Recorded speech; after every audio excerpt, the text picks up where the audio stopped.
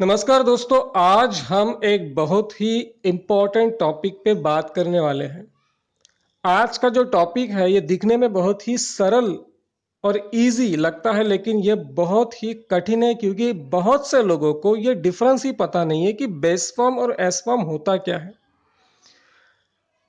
बड़े बड़े लोग अपने सेंटेंस में बहुत ही छोटी गलतियां करते हैं सिंपल प्रेजेंट टेंस को लेके, और ये जो गलती है ये बेस फॉर्म और एस फॉर्म से रिलेटेड है। इसलिए आज का ये वीडियो आप अंत तक जरूर देखिए।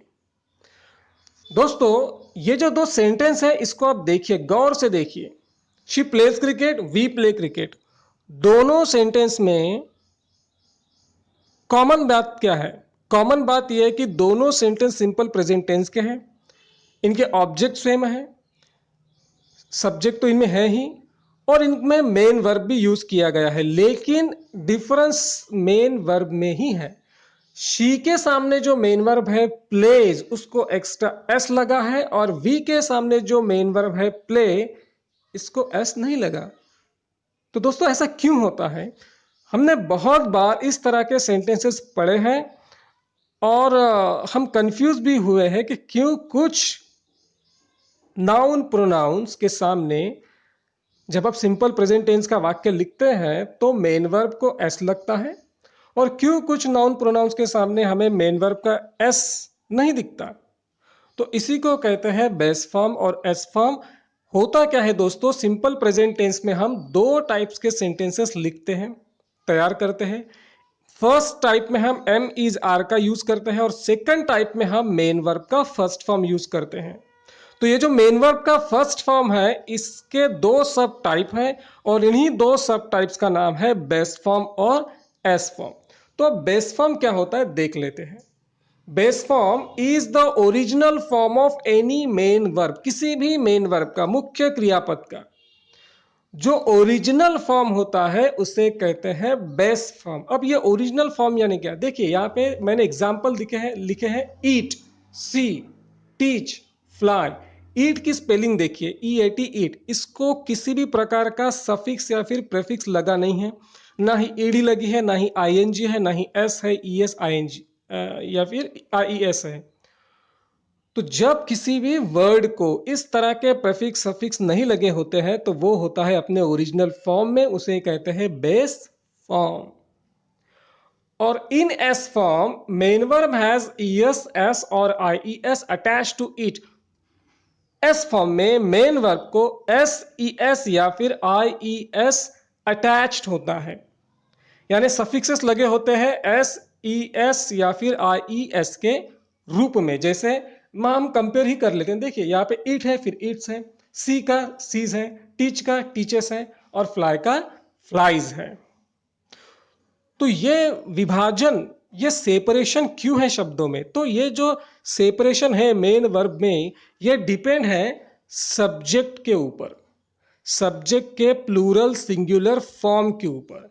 मान लो कि अगर आप कोई भी वाक्य सिंपल प्रेजेंट टेंस में बना रहे हो जिसका सब्जेक्ट सिंगुलर है, दोस्तों सिंगुलर का मतलब होता है एक वचनी, सिंगल, ठीक है, प्लूरल के अपोजिट सिंगुलर है, एक वचनी है, तो उसके आगे आप अगर कोई भी मेन वर्ब लोगे सिंपल प्रेजेंट टेंस में तो आपको उसे एस फॉर्म में ही रखना होगा।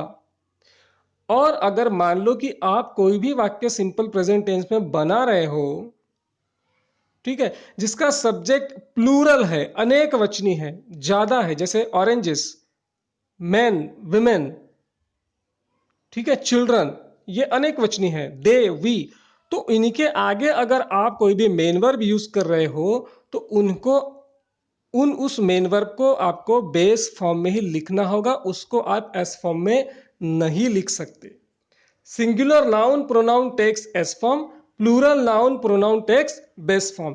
इस नियम को दोस्तों एक ही एक्सेप्शन है, आई और यू। देखिए आई और यू दोनों सिंगुलर प्रोनाउन है, फिर भी ये बेस फॉर्म यूज करते हैं, यानी इनके आगे हम बेस फॉर्म लगाते हैं सिंपल प्रेजेंट टेंस में। आइए दोस्तों कुछ सेंटेंसेस देख लेते हैं जिससे आपकी आइडिया जो है पूरी तरह से क्लियर हो जाएगी।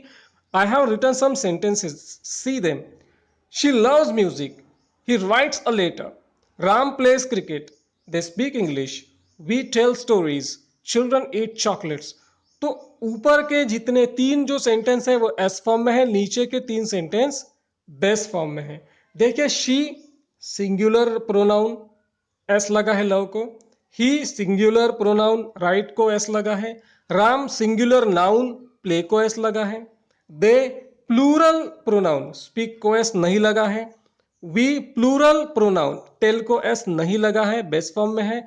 चिल्ड्रन प्लूरल नाउन, इस ईट को एस नहीं लगा है, ये बेस फॉर्म में है। मुझे आपको यही बताना है कि प्रोनाउन के सिंगुलर प्लूरल फॉर्म पे, नाउन के प्लूरल सिंगुलर फॉर्म पे एस फॉर्म या फिर बेस फॉर्म का जो उपयोग है वो डिपेंड है, आधारित है। ठीक है, तो अब एक दूसरी बात आप जान लो, अगर इन्हीं वाक्यों को आपको निगेटिव करना है तो निगेटिव तो आप लव को तो नॉट नहीं लगा सकते। नॉट लगाने के लिए हमें हेल्पिंग वर्ब लेना ही होता है। हम नो तो लगा सकते हैं, नेवर लगा सकते हैं किसी भी वाक्य में, लेकिन अगर नॉट लगाना हो तो हमें हेल्पिंग वर्ब लेना ही होता है। Without helping verb we can not use not in a sentence. तो बेस फॉर्म अगर हो किसी भी वाक्य में तो आप डू यूज कीजिए, अगर एस फॉर्म अगर हो किसी वाक्य में तो आप डज यूज कीजिए। एक्चुअली जो एस है, जैसे यहाँ पे लव्स का एस है वो डज शो करता है, राइट का एस है वो डज शो करता है, प्लेस का जो एस है वो डज शो करता है, और फिर जो बेस फॉर्म क्या शो करता है, डू। आइए इनके निगेटिव देख लेते हैं। शी लव्स म्यूजिक का हो जाएगा यहाँ पे negative, she doesn't love music. अब यहाँ पे जो लव को एस लगा है वो चेंज हो गया डज में, हमने नॉट भी लगा दिया तो नेगेटिव हो गया। दोस्तों यहाँ पे एक बात ध्यान में रखिए, एक बार आपने एस को डज में कन्वर्ट कर दिया, यानी लव एस फॉर्म को, एस को आपने डज में कन्वर्ट कर लिया, तो बाद में फिर से आपको एस फॉर्म नहीं लगाना है। आपको फिर वो जो मेन वर्ब है वो आपको बेस फॉर्म में लिखना है। जैसे हमने देखिए यहाँ पे शी लव्स म्यूजिक का शी डजंट लव म्यूजिक कर दिया, आपने लव का एस निकाल दिया है, याद रखिए। ठीक है, दे speak English, they don't speak English. Ram place cricket, यहाँ पे भी देखिए प्ले को एस लगा है, लेकिन इस एस को चेंज किया हमने डज में, और फिर जो प्ले है उसको हमने बेस फॉर्म में लिखा। इसका मतलब ये होता है कि किसी भी वाक्य में जहाँ पे एस फॉर्म यूज हुआ होता है उस एस का मीनिंग होता है डज, और बेस फॉर्म का जो मीनिंग होता है वो होता है डू, यानी उनके साथ हेल्पिंग वर्ब अटैच होते हैं। एस का एस जो है प्ले में जो एस है वो डज शो करता है, और बेस फॉर्म में ऐसा कोई भी नहीं है तो वो हम उसे मान लेते हैं कि वहां पे डू है।